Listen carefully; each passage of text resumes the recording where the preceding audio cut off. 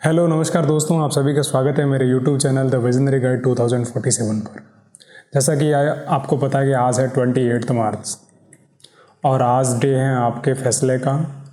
आज उन लोगों का फैसला है जो लगभग 1,15,00,000 समथिंग जिन्होंने फॉर्म भरे हैं ग्रुप डी के लिए। तो उन सब लोगों की उम्मीदों का आज फैसला है और शायद कोर्ट इस चीज़ों को ध्यान में रखते हुए आज फैसला सुनाएगा।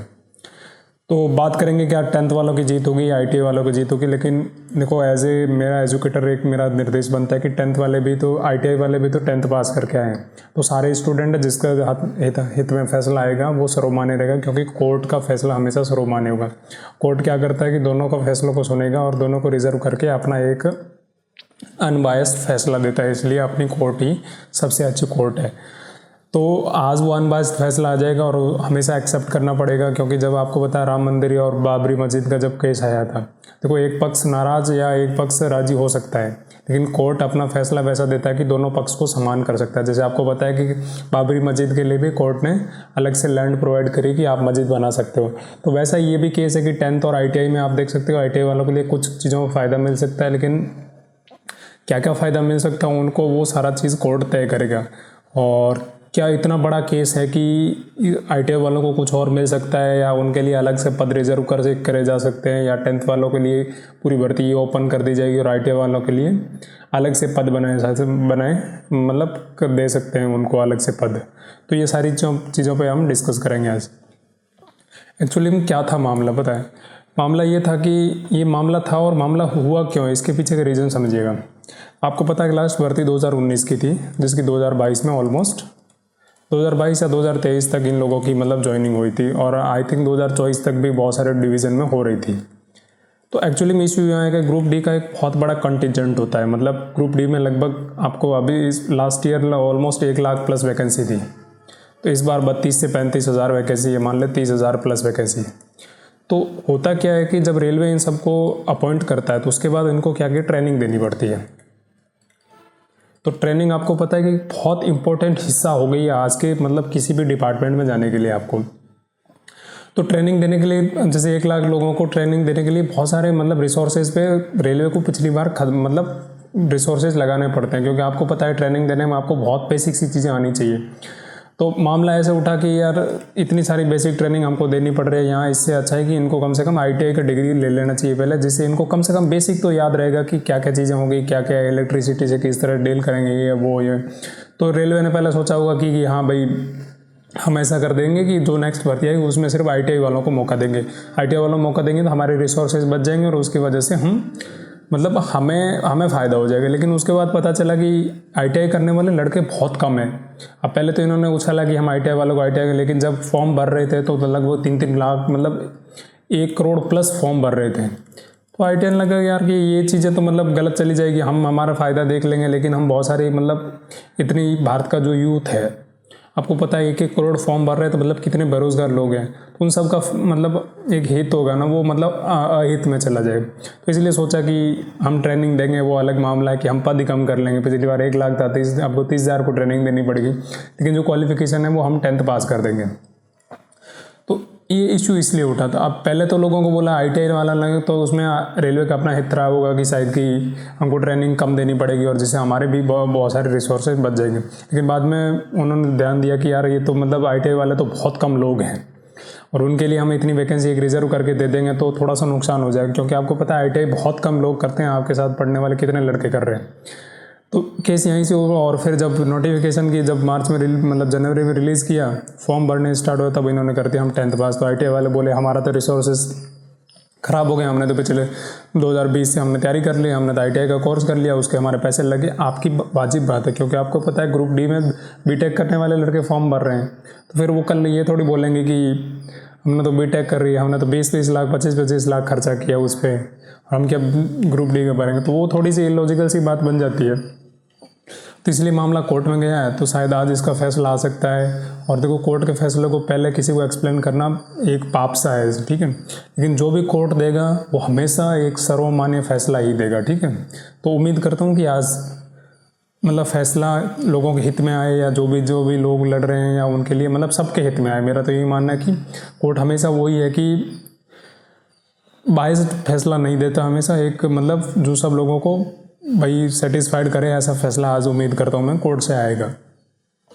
क्यों हुआ कोर्ट केस? तो कोर्ट केस का रीज़न आप समझ गए होंगे कि टेंथ वाले बोल रहे थे कि हमको तो मौका मिला, ठीक है, वर्सेस ITI वाले बोले कि हमारे लिए हमने तो इतना पैसा खर्च किया, ये सारी चीज़ें की, रिसोर्सेज लगाए, उसके बाद आप बोल रहे हैं कि अब तो 10th पास ही करना, तो हमको ये कोर्स क्यों करवाया आपने? तो आपकी लीगल बात है कि यार हमको ये सारी चीज़ें आपने पहले दर्शाया रहा। लेकिन कई बार क्या होता है कि जब मास वर्सेस तो बहुत सारे लोग वर्सेस मतलब एक छोटा ग्रुप होता है ना, तो हमेशा बड़े वाले ग्रुप जीतने की उम्मीद ज़्यादा रहती है। लेकिन ऐसा नहीं है कि इनके साथ अन्याय होना, तो माइनॉरिटी के साथ ऐसा नहीं कि अन्याय हो जाएगा, लेकिन इनके लिए भी कुछ किया जा सकता है। वो कोर्ट ही डिसाइड करेगा कि इनके लिए क्या करेगा, या तो कुछ अलग से पद रिजर्व कर देगा, जैसे अभी 32,000 है तो 10,000 और वैकेंसी को ओपन करके भी ITI वालों के लिए वो डाल सकता है, तो ये एक ऑप्शन रह सकता है। लेकिन ये सारी चीज़ें कोर्ट के हाथ में, हम कुछ नहीं बोल सकते इन चीज़ों में। लेकिन ऐसा है कि मुझे ITI वालों को कुछ नहीं मिलेगा या कुछ नहीं होगा, इस उम्मीद से तो मैं जा रहा हूँ कि उनको कुछ मिलेगा, उनको कुछ तो बेनिफिट मिलेगा, क्योंकि कोर्ट पे भरोसा है सबका, ठीक है। और 10th वालों के लिए ये तो पक्का है कि आपको उपहार मिलना मतलब 10th पास तो क्वालिफिकेशन रहेगी, ये तो श्योर है। क्योंकि जब ITI आप करने गए थे तो ITI वाले भी तो 10th पास, देखो एक जैसा एक समूह बनता है ना, तो 10th वाले इसमें हैं, लेकिन आपको पता है कि जो ITI वाले हैं वो भी तो 10th किए हैं। तो वही है कि ITI वाले इतने एक पार्ट होंगे, लेकिन वो भी 10th के टोटल पार्ट 10th में आएंगे।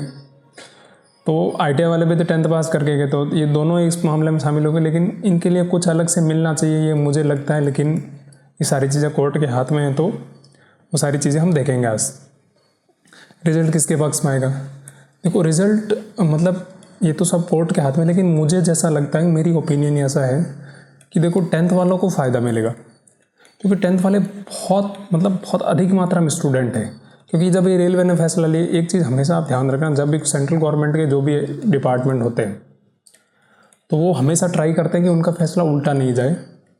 तो इसके लिए वो अच्छे वकील तैयार करते हैं, वो सारी चीज़ों को अपना जब आप SSC के बहुत सारे केस देखे थे तो लड़ रहे थे, तो वो SSC हर बार जीत ही रही है उनमें। कोई भी गवर्नमेंट डिपार्टमेंट कभी हारता कम है। हारने का मतलब वो ही है कि इनसफिशिएंट लोग क्या कर रहे हैं यहाँ। तो मुझे ऐसा लगता है कि उम्मीद है कि 10th वालों के पक्ष में आएगा, लेकिन ITI वालों के पक्ष में कुछ मिलेगा, इसकी हमें उम्मीद है। लेकिन अभी आज शाम से पहले इसका रिजल्ट आ जाएगा, तो मुझे ऐसी आशा है कि 10th वालों को मिलेगा। और 10th वालों को यदि नहीं मिला ना, तो सोचने वाली बात रहेगी, मुझे ऐसा लगता है। और मुझे श्योर है कि कोर्ट पे इतना भरोसा कि वो ऐसा रहता है ना कि भाई एक भरोसा सा होता है कि हाँ भाई मास को फ़ायदा मिलना चाहिए। जो जिनको प्रायोरिटी है भाई कि 10th पास है उनको स्टूडेंट, क्योंकि आपको पता है कि कोर्ट ये भी सोचेगा कि इतने लाख फॉर्म भरे हैं, जब 1 करोड़ में फॉर्म भरे जाए तो सब ITI वालों तो भरे नहीं है, तो 10th वाला में भरे, तो वो बेरोजगारी को देखेगी कि इन सबको मौका मिलना चाहिए। जब सबका मौका मिलने की बात होती है तो चीज़ें अलग से बिहेव करती है। तो मुझे ऐसा लगता है 10th वालों को फ़ायदा मिलेगा, लेकिन ITI जो कर रखे हैं उनके लिए कुछ हो सकता है कि नहीं हो सकता, ये देखने वाली बात होगी। और बहुत क्यूरियोसिटी से मैं इस केस को देखूंगा और डील करूंगा। जो भी PDFs आएगी मैं आपके साथ शेयर करूंगा उसको।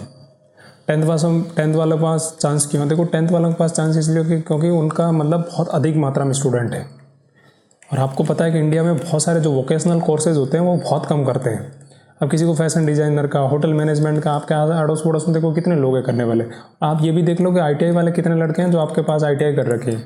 आपके साथ पढ़ने वाले लड़के भी ITI नहीं करते हैं, ठीक है, क्योंकि ये वोकेशनल कोर्स होते हैं तो इनमें ज़्यादा इंटरेस्टेड नहीं होता है। और क्योंकि इनकी लाइफ स्टाइल ऐसे दिखाई नहीं जाती है, और वो ऐसा नॉर्मल इनमें यही होता है कि प्राइवेट का ज़्यादा चांस रहता है कि प्राइवेट कंपनी आपको हायर कर लिएगा। तो इसलिए इंडिया में लोग जो स्किल बेस्ड वर्क होता है वो कम होता है। तो ITI वाले जैसे अब 32,000 वैकेंसी है, तो ये जब पूरी इन लोगों के लिए रिजर्व कर दी जाएगी तो एक अन्याय सा हो जाएगा कि यार इतने बेरोजगार लोग बैठे हैं और उनमें सिर्फ एक डिग्री वालों के लिए इतना।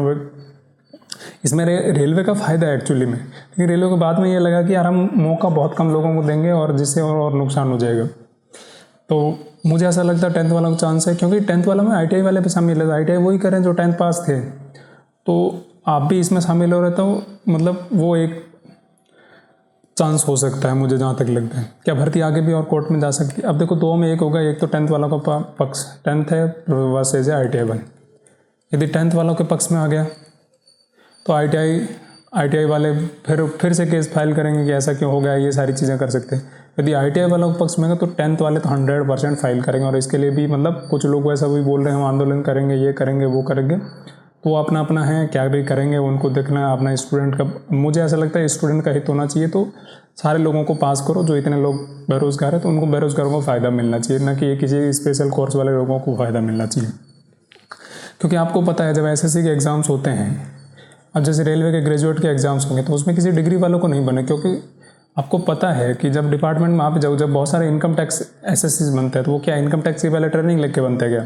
नहीं, उनको डिपार्टमेंट जाके ट्रेनिंग देगा और वो उस हिसाब से, क्योंकि एक्चुअली डिपार्टमेंट को टैलेंट चाहिए, टैलेंटेड लोग चाहिए जो टैलेंटेड हो और मतलब जिनको जो जॉब की रिक्वायरमेंट हो, तो वो आता है फिर ट्रेनिंग तो उस हिसाब से देके उसको सब भी बना सकते हैं। आपको पता है कि भाई इनकम टैक्स का तो कोई मतलब SSC की तैयारी करने वालों को इनकम टैक्स का नॉलेज होता है क्या? उनको इनकम टैक्स का एक भी क्लॉज भी नहीं पता होता है, लेकिन वो जब डिपार्टमेंट में जाते हैं तो सारी चीज़ सीख लेते हैं। तो ऐसा मैं भी मानता हूँ कि 10th वालों के पास भाई 10th वाले लड़के उनको आता कुछ नहीं है, लेकिन उनको वोकेशनल ट्रेनिंग जब ट्रेनिंग दे देंगे उनको भाई रेलवे के, तो वो सारे लड़के मतलब कर ही लेंगे। क्योंकि 2019 में 1 लाख प्लस स्टूडेंट गए हैं, उन्होंने ज्वाइन किया कि उनको मतलब ट्रेनिंग दी गई हो तो वो सही से समझ गए होंगे सारी चीज़ें। तो ऐसा मुझे ऐसा लगता है कि वे जो भी होगा, जो फैसला आज सुना दिया जाएगा, ठीक है। तो हम देखेंगे क्या रहेगा, क्या पढ़ाई शुरू कर देनी चाहिए। अब देखो फॉर्म भर गए, आज लगभग 3 मार्च आपकी लास्ट डेट थी फॉर्म भरने की, फॉर्म भर गए। मुझे ऐसा लगता है इन सारी चीज़ों पर ध्यान नहीं देना चाहिए, और जो लोग लगते हैं कि हमें पढ़ाई कर देनी शुरू चाहिए, कहाँ से क्या पढ़ना चाहिए, देखो ज़्यादा से ज़्यादा मॉक टेस्ट लगाओ, किसी भी ग्रुप का एक मॉक टेस्ट ज्वाइन करो, अपना मॉक टेस्ट लगाओ आराम से डेली। फ्री के कोर्सेज बहुत सारे यूट्यूब पर पढ़े हैं, उन्हें पढ़ाई करो।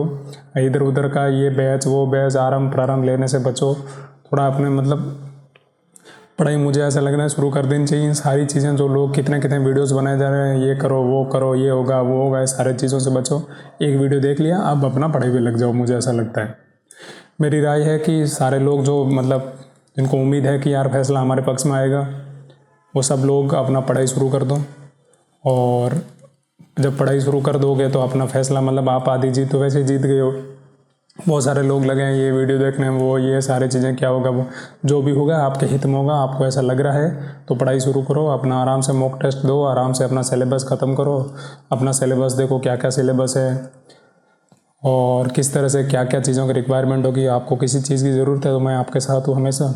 आपको यदि फ्री के कोर्सेज चाहिए यूट्यूब से, किस मतलब कौन से सब्जेक्ट कहाँ से पढ़े, तो मेरे से आप कमेंट बॉक्स में कमेंट करिएगा, और मैं अपना टेलीग्राम का लिंक अपने कमेंट बॉक्स में डाल दूंगा, जिससे आप ज्वाइन कर सकते हो, और मैं आपको वहाँ पे प्रोवाइड करवा दूंगा कि क्या क्या चीज़ें पढ़नी है, क्या क्या नहीं पढ़नी है, सब चीज़ों को किस चीज़ों को अवॉइड करना है। थैंक यू आप सभी का। अच्छा लगे तो सब्सक्राइब करिएगा, अपने दोस्तों के साथ शेयर करिएगा। शुक्रिया आप सभी का, धन्यवाद। आपका दिन शुभमय हो।